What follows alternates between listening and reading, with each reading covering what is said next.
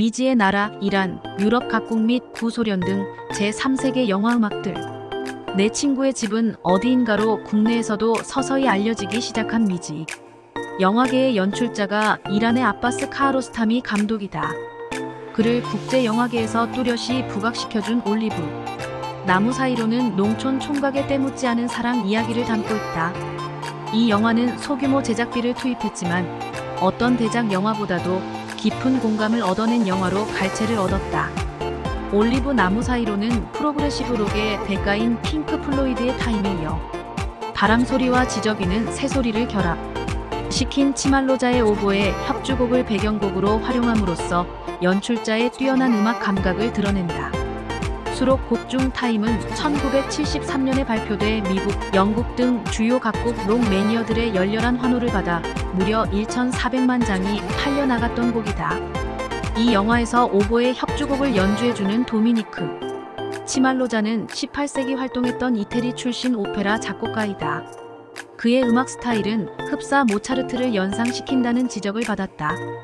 이 곡은 극중 남녀 주인공인 드넓은 초원에 있는 라스트 장면을 보여줄 때 흘러나오면서 드넓은 초원에서 풍겨오는 봄 내음 같은 산뜻한 감정을 전달해 주었다.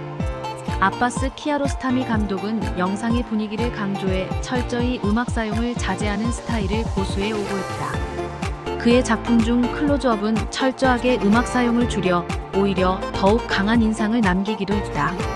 벨기에, 프랑스, 독일 합작의 토토의 천국도 벨기에 감독 자코 반 도마엘의 깔끔한 영상 처리가 돋보인다고 칭송을 들었던 작품이다. 이 영화는 산부인과 병실에서 일어난 뜻밖의 화재로 인해 맞은편 아이와 자신의 신분이 뒤바뀌는 바람에 불행한 삶을 살게 되었다고 굳게 믿고 있는 토토라는 소년이 자기 대신 온갖 부를 차지하고 있는 동명이인을 파멸시키기 위해 애쓰는 과정을 담아내고 있다.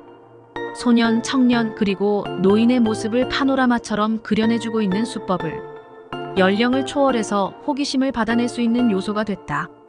자코 감독의 신선한 연출 방식은 1991년 칸 영화제를 통해 청년 외국어 영화상과 황금, 카메라 상 등 2개 부분을 수여받으면서 영상 연출 능력을 공인받는다. 이 영화의 또 다른 매력은 단연 음악을 손꼽을 수 있다. 토토 일가가 애창하는 노래보는 1938년 ACC 디스크 대상을 수상한 샤를르 트레네의 출세곡이다. 토토의 천국 삽입곡으로 주목을 받아냈던 샤를르 트레네의 존재를 더욱 대중적으로 알린 곡은 프렌치 키스에서 울려 퍼졌던 라 메르이다. 그는 전성기 때인 1930년대부터 1950년대 전 세계인들에게 샹송이야말로 듣기 쉬운 노래라는 인식을 심어주어 프랑스 연예계로부터 뛰어난 재능 소유자라는 칭송을 들었다. 노래본을 도입한 것은 감독의 형이자 음악 담당인 피에르 반 도마엘의 권고로 이루어졌다고 한다. 이 때문에 1950년대 후반에 유행했던 샹송 가락을 기억하고 있는 영화 애호가들에게는 상당한 감흥을 불러일으킨다. 자코 반 도마엘 감독의 또 다른 작품 제8요일에서는 조르주 파스칼 뒤켄과 헤리다니의 오떼이유의 자동차를 타고 가다 신호를 무시하고 달리는 대형 트럭을 발견하고 창밖으로 주먹을 사용해 욕을 하는 장면이 등장한다. 이에 화가 난 트럭 운전사가 차를 가로막고 내려와 해명하려는 해리를 흠씬 두들겨 팰 때 사건을 일으킨 조르주는 오히려 태연하게 차 문을 잠그고 라디오에서 들려오는 노래에 흥겨운 표정을 짓는다. 이때 흘러나오는 노래가 끼사스 끼사스 끼사스이다. 라 쿵파르시타 베삼의 무초와 함께 라틴 음악의 경쾌함을 선사해주고 있는 이 노래는 바즈 루어만 감독의 댄싱 히어로에서도 삽입돼 이미 국내 음악 애호가들에게는 친숙해진 노래이다.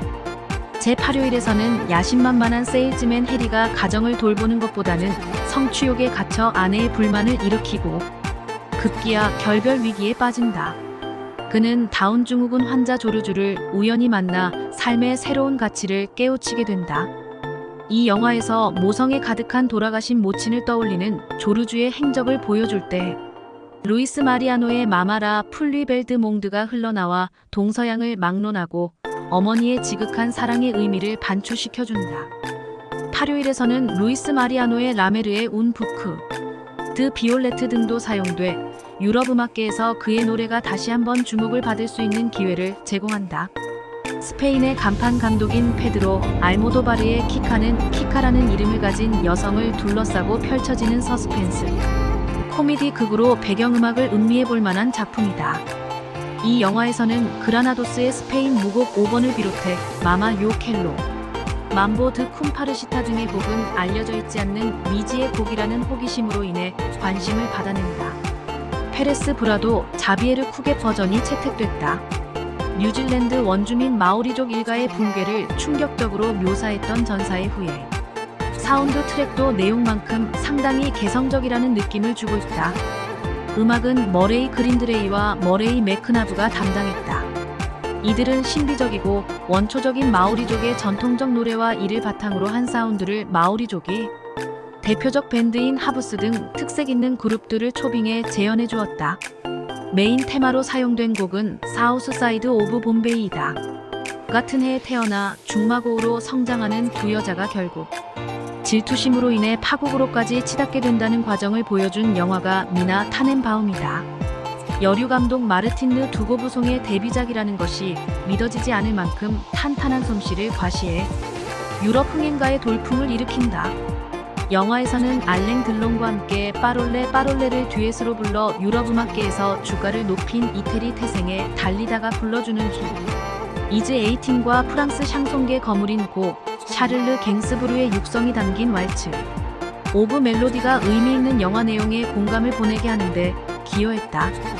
이태리 틴토 브라스 감독의 칼리굴라는 도색 잡지 대명사 펜트하우스가 1,500만 달러의 제작비를 투입해 로마 시대 칼리굴라 황제의 퇴폐적 섹스 행각을 묘사한 포르노성 작품이다.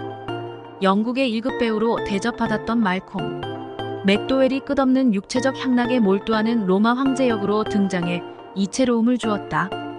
영화 전편을 수놓고 있는 배경음악은 프로코피에프가 셰익스피어 고전에서 묘사된 비극적 러브스토리에서 아이디어를 얻어 작곡했다는 로미오 앤 줄리엣이라는 곡이어서 주위를 놀라게 했던 영화 중에 한 편이다.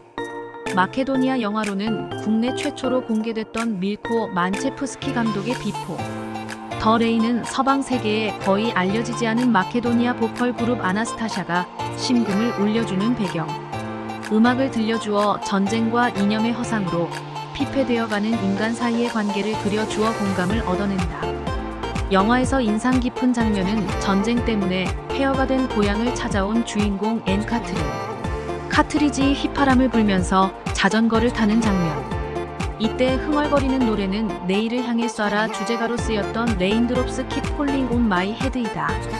텐지스 아블라제 감독의 후예 그루지아 공화국의 작은 도시 시장 바르람 아라비제의 장례식이 진행된다. 얼마 후 그의 시신이 아들 정원에서 발견되자 은밀하게 재매장된다. 하지만 시신이 다시 외부로 노출되자 경찰은 한 중년 여성을 무덤을 도굴한 혐의로 체포한다. 그 여성은 바르람 시장은 아직 생존해 있으며 그는 스탈린을 떠올려 주듯 마을의 무고한 사람들을 처형했다고 반발한다. 스탈린 폭정에 시달렸던 농촌 마을을 배경으로 해서 주민들이 한때 막강했던 공권력에 대항하는 움직임과 함께 부모와 자식 간의 이념, 갈등 등을 묘사해 고르바초프의 개혁 정책의 도래를 예견한 작품으로 평가받으면서 칸 영화제 등에서 공개된 화제작이다.